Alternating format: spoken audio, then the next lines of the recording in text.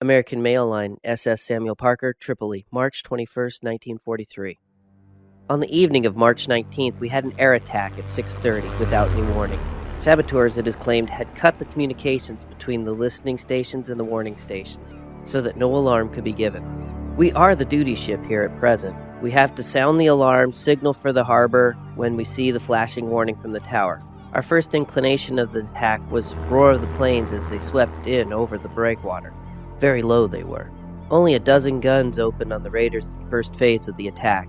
It had been raining heavily for half an hour, so the enemy must have been guided by a radio beam from saboteurs here. Visibility a half mile. Their timing was so perfect that it could not have been a coincidence with the weather. About a dozen planes were seen. In the first phase, one bomber crashed alongside a small ship here. Another, or part of another, crashed on top of the ship at the next mooring to us. These came in so low they were probably caught in their own bomb blast, or the blast of bombs from planes ahead of them. The concussions from bombs were quite heavy. They were so close to our ship. Gasoline and oil ignites quickly, so two ships that got direct hits soon became a mass of flames. The flaming bomber that crashed soon sank. The two ships in flames lit up this small harbor, making us all targets. Drums and cans of gas and ammunition on the blazing ship near us began to explode like rockets and Roman candles. Gasoline cans came down like flaming meteors. Fortunately, the wind was across the harbor.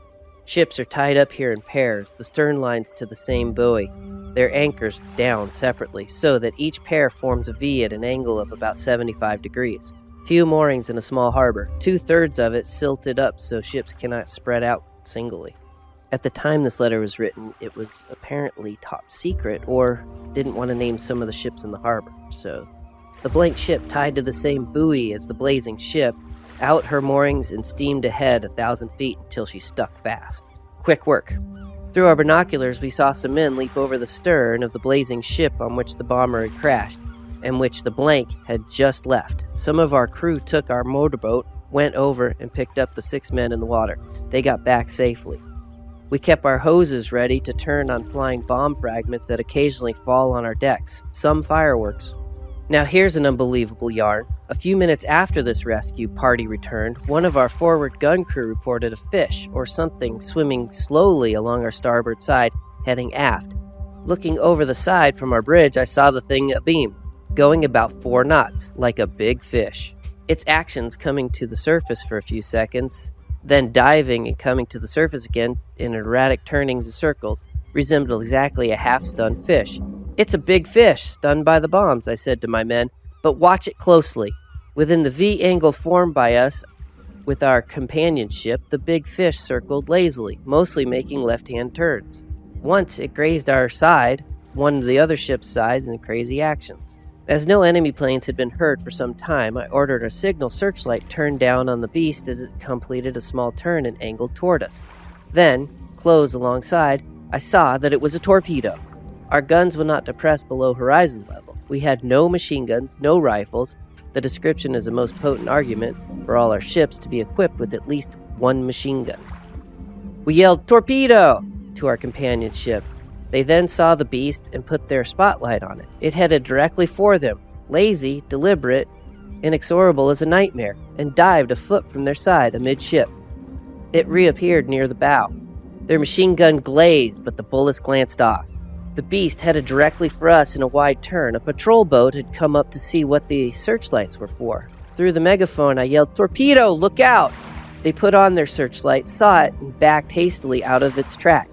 They fired several shots at it from their machine gun, without effect. Headless of bullets, it seemed immune to destruction. A British tank officer aboard us had gotten his rifle out, and the only rifle on board. The beast came on and on, deliberately, perfectly certain of its mission of death, apparently, and in no hurry to complete it. It was heading directly for number 3 hatch, purposefully now, as if it tired of playing cat and mouse.